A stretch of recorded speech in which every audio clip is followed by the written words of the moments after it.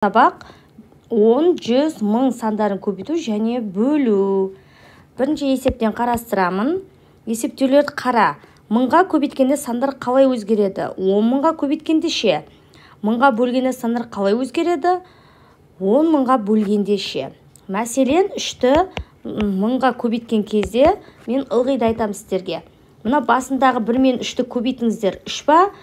Қалғаны неше 0? Соны соңына тіркей саласыздар көбейткен кезде. Түсінікті деп ойлаймын. Ал егерде қараңыз, 3000-ға 1000-ды бөлетін болсақ, мысалы, бөлініп атқан санында неше 0 бар? Болмаса бұлай жасаңыздар. Бір-бір 0-ден қысқартып отырыңыздар. Теңестіріп. Міне, сонда 3 қалады. 3000-ды 3-ке бөлем. 3000-ды 3-ке бөлсем, 3-ті 3-ке бөлемін басындағы санға. 0-мен көбейткен кезде 1 болады, қалған 0-дерін тіркей саламын. 5-ті көбейтемін 10.000-ға. 5-ке 1-ді көбейте саламын да, қалған 0-дерді тіркей саламын. 4 0 ма? 4 0-ді тіркеймін. Сонда бізде 50.000 деген сан шығады. 50.000-ды бөлемін 10.000-ға. Енді санаймыз, қанша 0-дер бар. 10.000-да 4 0 бар, 50.000-да 4 0 бар. Теңе, сол 4 0-дерді бітіп сызып болады артығын. Сонда 5 пен 1 қалады. Артық 0-дер қысқартсын, сонда 5 болады. 50.000-ды 5-ке бөлем. Яғни 5-ті 5-ке бөлгенде 1 болады, қалған 0 тіркей салам. Міне осылай 0-мен жұмыс жасауға болады. 10 миллион деп тұр. Бірінші 10 миллион деген сан бар.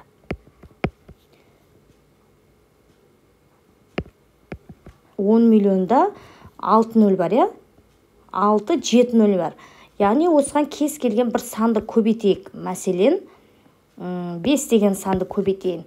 Яғни көбейткен кезде, мынау басындағы 1 мен 5-ті көбейте саламын да, қалған 7 0-ді тіркеймін. Сонда 50 миллион шығады. Түсінікті, я? Енді сол 10 миллионға, мәселен, бір санды бөлсем қандай болады? 10 миллионға керісінше бөлемін, сол 5-ті бөлейін. 5-ті бөлем. Енді қараймыз, бізде 1-ді 5-ке бөлуге болмайды. Сол себептен басындағы мына 10-ды 5-ке бөліп алам. 10-ды 5-ке бөлсек 2 болады. Міне, қалған қайырылмаған санды, қалған санды соңына тіркей салам. Міне, 2 миллион шығады сонда. Сол сияқты мынау 100 миллионды 100 миллионға 3-ті көбейтемін. Басындағы 1 мен 3-ті көбейтем, 3 болады да, қалған сандарды тіркеймін. Бізде 6, 7, 8 сан бар. 300 миллион шығады сонда. Түсінікті. Ал егерде 300 миллион, 100 миллионды 20 деген санға бөлейінші мен. 20-ға бөлсем. Яғни, 100-ден қайрам, 100-ді 20-ға бөл алам мен. 100-ді 20-ға бөлсем 1 болады. Енді қалған санын, оны бөлудің қажет жоқ, сол қалған санды тіркеймін. Қараймыз. Мына мен, мысалы, мынау 1-ге 20-ны бөл алмайым, 10-ға 20-ны бөл алмайым. Мына 100-ден қайырып, 100-ді 20-ға бөл алам. Сол кезде 5 болады. Ал қалған 0-дерді міндетті түрде тіркеп жазып қоям. Сонда 5 миллион деген сан. Есепте және тексер. 1000-ға көбейтем. Яғни 18-бен сандарын көбейтем. 18-ге 1-ді көбейтсең 18 екен. Және мына 0-ді соңына тіркей салам. Сонда 18 деген сан шығады.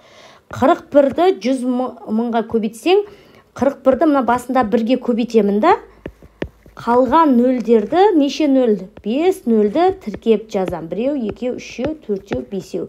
Сонда бізде болады 4 миллион 100 деген сан шығады. Енді 48 000-ға 1000-ды бөлемін.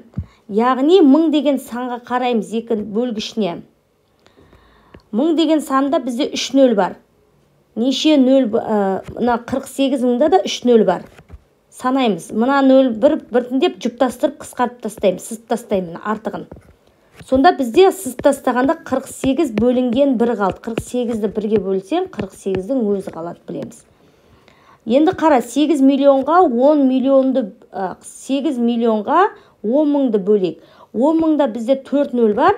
Мына жақтағы 4 нөлді бұлай сызып қоямын. Сонда бір-бірімен жұптастырып қысқартып тастаймын. Болды. Енді қысқаратын ешқандай нөл қалмағандықтан, мына жақтағы 800 қалды, мына жақта 1 қалды. 800-ді 1-ге бөлсең, 800 болады. Түсінікті деп ойлаймын. 10 мыңда 4 нөл бар, 700 мыңда 5 нөл бар. Соның 4 нөлін қысқартып, қатармен қысқарта салуға да болады. Сонда 70-ді 1-ге бөлсең, 70 болады.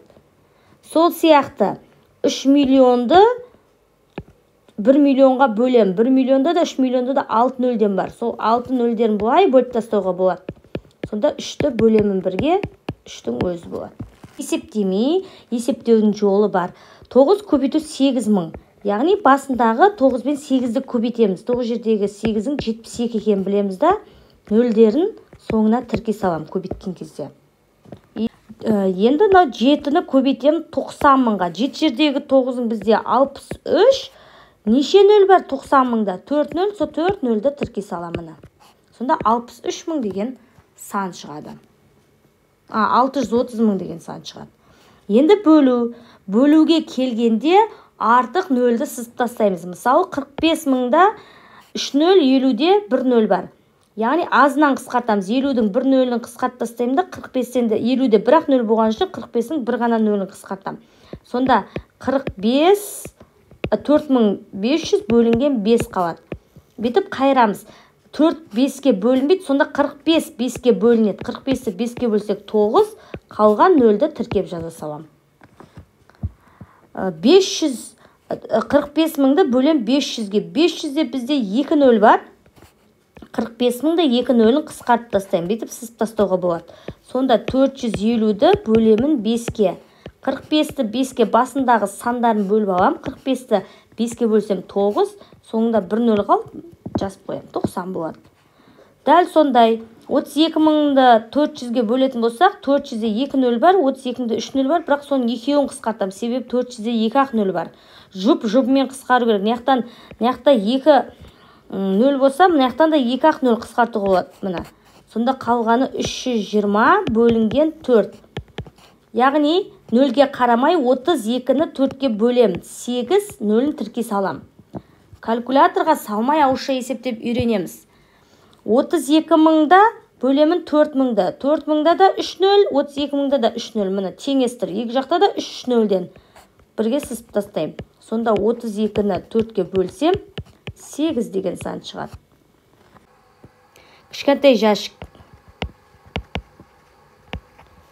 Кішкентай жәшікке серік 1 минут, ал Арман 3 минут уақыт жұмсады. Ал оның есесіне үлкен жәшікке Арман 5 минут, үлкен жәшікке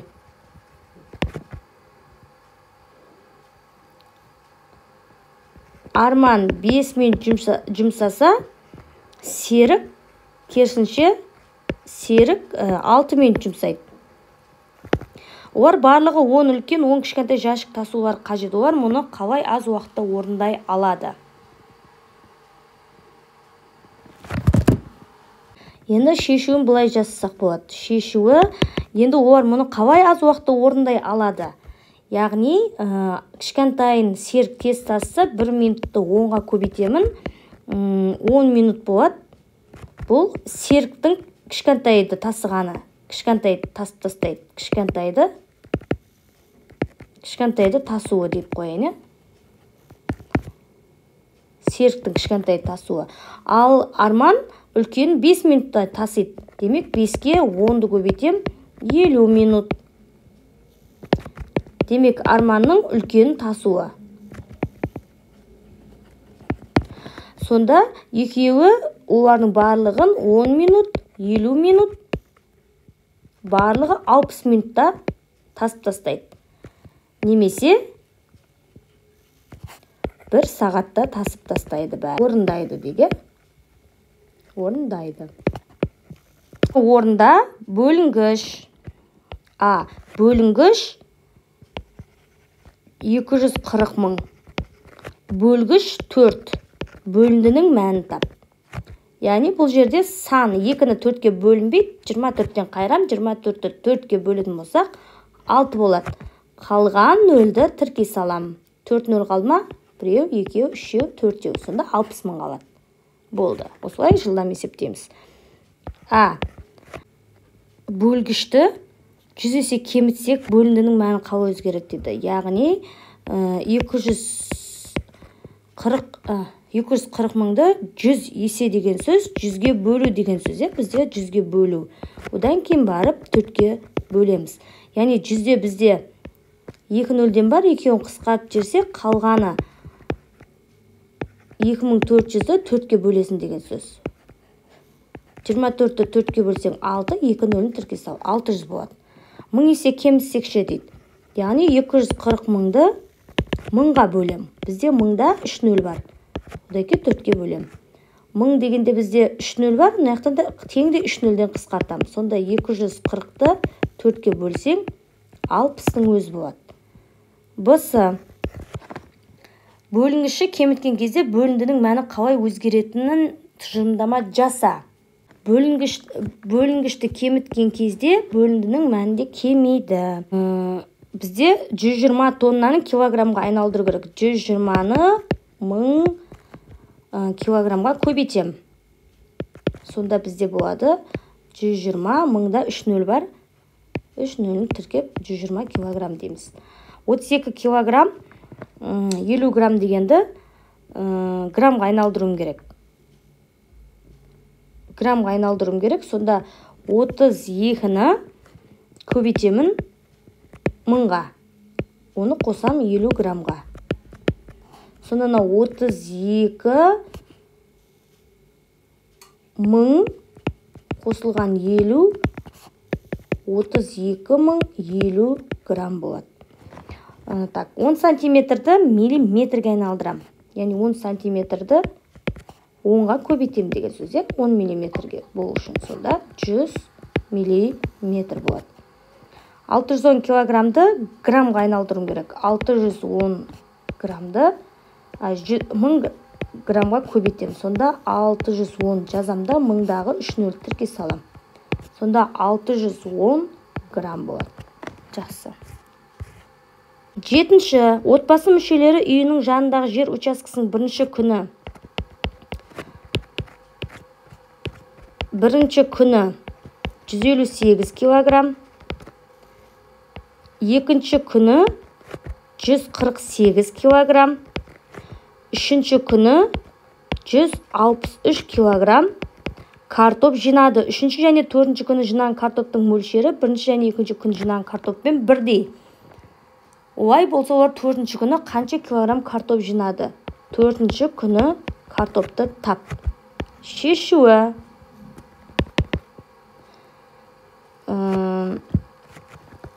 Шешуі 158 қосылған 148. Яғни бірінші мен екіншіні қосқан кезде, мұны бетіп айтты ғой.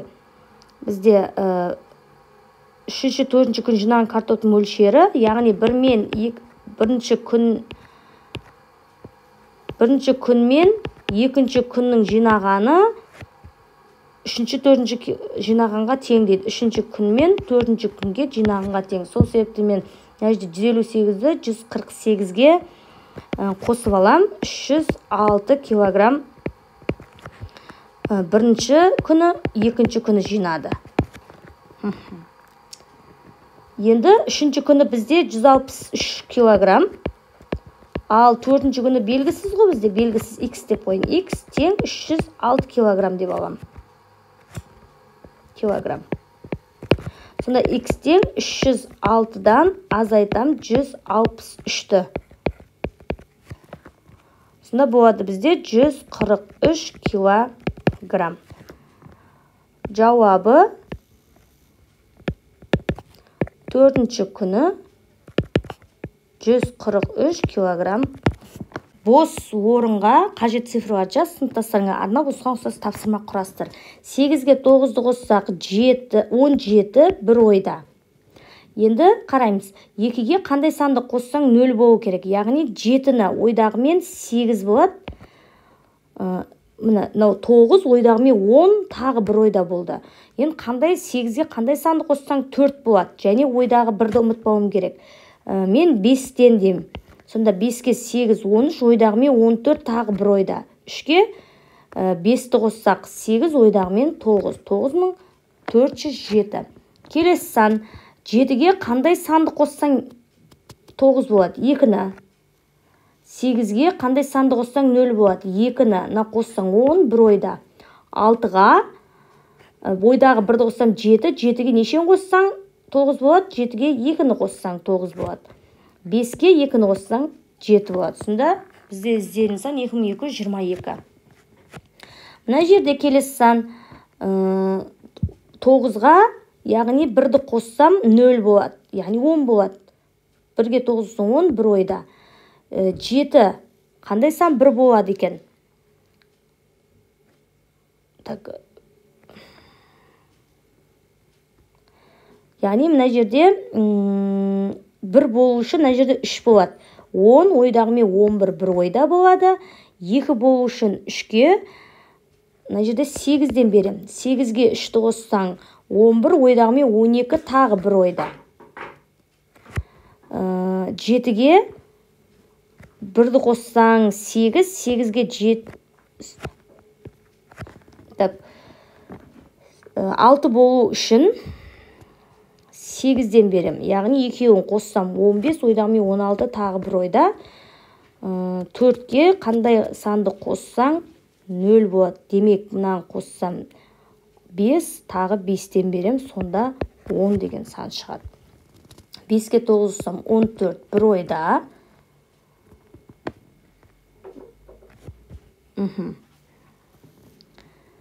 Одан кейін мына жерде 7-ге қандай санды қоссаң 8 болады. Яғни ойдағы 1-ді қоссаң 8, 0-ді қосқан кезде. 9-ға 3-ті қоссаң 12, бір ойда болады.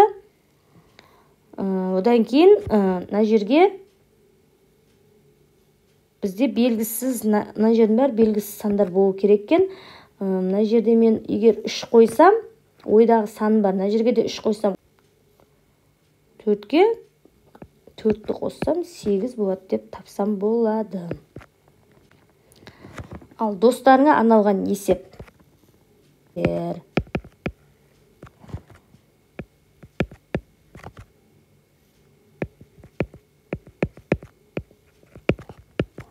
Жақсы. Так, есепте және тексер. 324.200-ді 100-ге бөлем. Бөлген кезде жаңа айттық, 100-де 2 0 болса, мынада да 2 0, сол артық нөлдерді қысқартып тастаймын. Сонда 3242-ні 1-ге бөлсек, 3242 деген сан жасалады. Мына жерде 24-ті 1-ге көбейтемін. 24.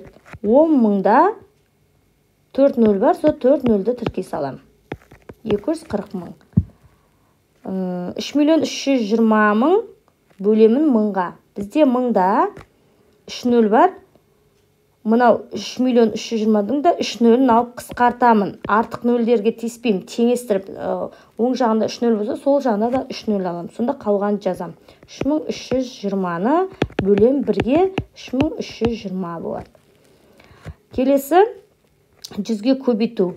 Яғни сандарын көбейтем. 1233-ге 1-ді көбейтем, 1233 болады.